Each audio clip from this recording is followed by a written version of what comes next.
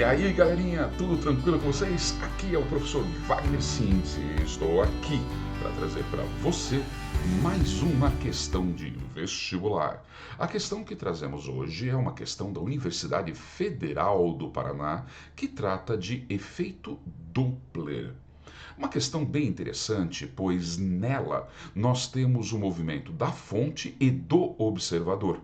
Então, os dois envolvidos no evento estão em movimento. E mais interessante ainda, eles são o mesmo. Quem se move e quem emite e quem recebe é exatamente o mesmo corpo. Vejamos como sai essa solução muito interessante, combinado? Mas antes de resolvermos, não esqueça, já deixa ali o seu like. Não se esqueça de inscrever-se no canal. Compartilhe com seus amigos a resolução dessa questão. Combinado? Vamos à leitura do texto? Acompanhem na tela comigo. Para participar de um importante torneio, uma equipe de estudantes universitários desenvolveu um veículo aéreo não tripulado. O aparelho foi projetado de tal maneira que era capaz de se desviar de objetos através da emissão e recepção de ondas sonoras. A frequência das ondas sonoras emitidas por ele era constante e igual a 20 kHz. Em uma das situações da prova final, quando o aparelho movimentava-se em linha reta e com velocidade constante na direção de um objeto fixo, o receptor do veículo registrou o recebimento das ondas sonoras de frequência de 22,5 kHz, que foram, ouça com atenção, refletidas pelo objeto.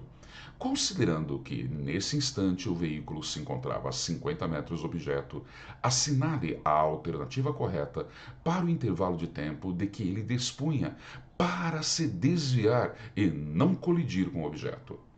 Considere a velocidade do som no ar igual a 340 metros por segundo. Então, nessa questão é extremamente importante você observar o que ele quer. Ele quer o tempo necessário para a reação do controlador para os objetos não se chocarem, o aparelho com o objeto que está parado. E aqui eu peço que você preste bastante atenção em um detalhe. Quando você tem um aparelho que ele emite som, professor, você poderia dar um exemplo disso? Posso. O morcego. Como que o morcego voa? Ele emite um ultrassom e ele recebe esse ultrassom de volta com uma diferença de intervalo. E ele consegue, por causa dessa diferença, como se fosse um radar, ou se você preferir um sonar, nesse caso, ele consegue estabelecer o curso dele de desvio e conduta. Mas o mais importante nesse tipo de situação é você notar que quem é que está emitindo o som? Faça essa pergunta para você mesmo. É o aparelho. E quem é que está recebendo o som de volta? O próprio aparelho. Portanto, o obstáculo que está em repouso, ele não entra no meu movimento relativo. Ele só é o ponto de retorno da onda refletida. Prestou bem atenção no que eu estou falando para você? Vou repetir.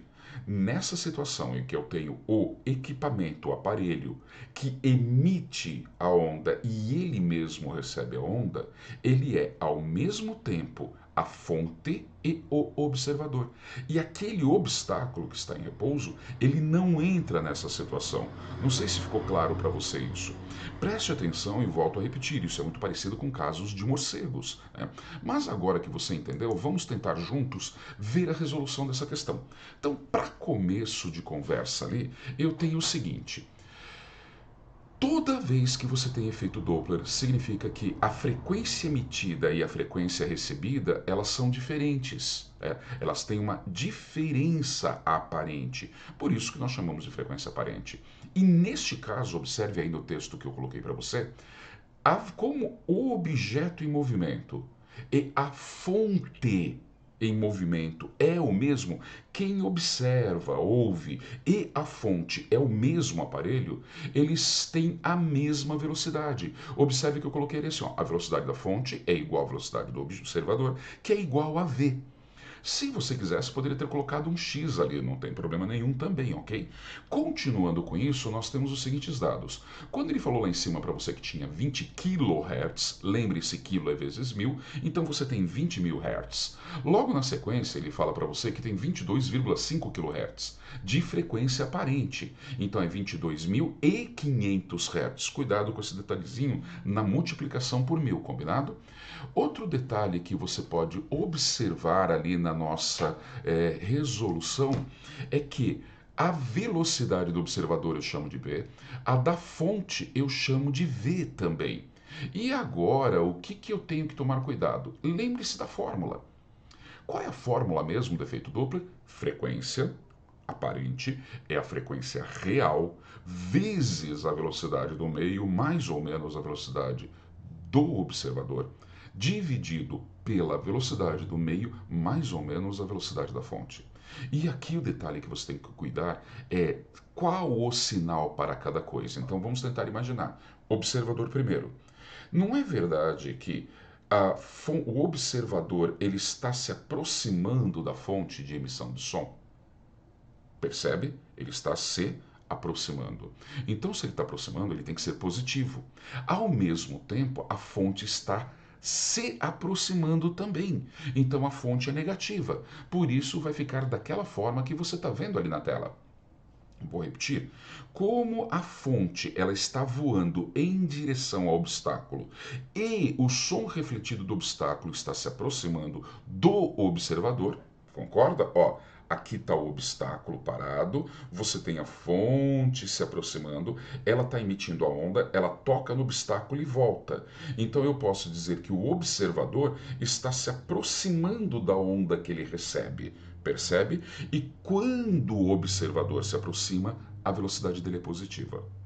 Ao mesmo tempo, como a fonte sonora é o aparelho e ele está voando em direção ao obstáculo, eu tenho a noção de que ele está se aproximando da fonte, percebe? Por isso que ele também é negativo. Cara, agora acabou toda a situação mais, digamos assim, mais complicada do exercício, porque passamos para um cálculo básico. Como eu tenho uma multiplicação de um lado com dois zeros e do outro lado sinal de igual também, eu posso cancelar isso e fica com um número menor. Sempre procure deixar os números menores, ok? Se você tem ali 200 multiplicando, você passa para o outro lado dividindo e nós teremos 225 divididos por 200 igual a 340 mais V, 340 menos V. Cuidado aqui.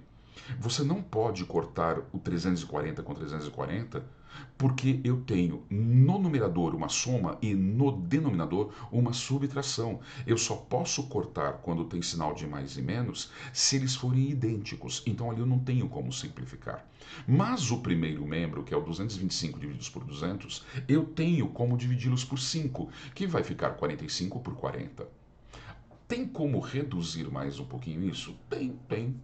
Se você quiser, você pode dividir de novo. Ou então você já pode partir para a multiplicação cruzada. Partindo para a multiplicação cruzada, você vai ter 40 vezes 340 mais V igual a 45 vezes 340 menos V. Aplicando a propriedade distributiva aqui, ó, então deixa eu voltar um pouquinho. 40 vezes 340, 13.600. 40 vezes V, 40V.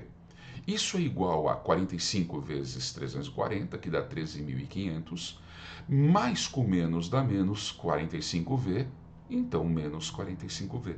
Fácil, né? Fácil? Continuando esse cálculo nosso agora. Pega o que tem a letra V e passe para o primeiro membro, e o que não tem letra passe para o segundo membro. Então, trocando esses carinhas de lugar, eu vou ter 40 mais 45V igual a 15.300 menos 13.600. Fazendo as operações ali, ficamos com 85V igual a 1.700.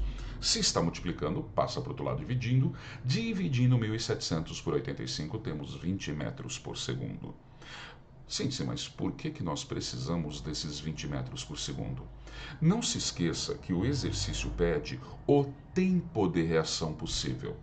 E como o som no ar ele é constante, você tem uma velocidade constante.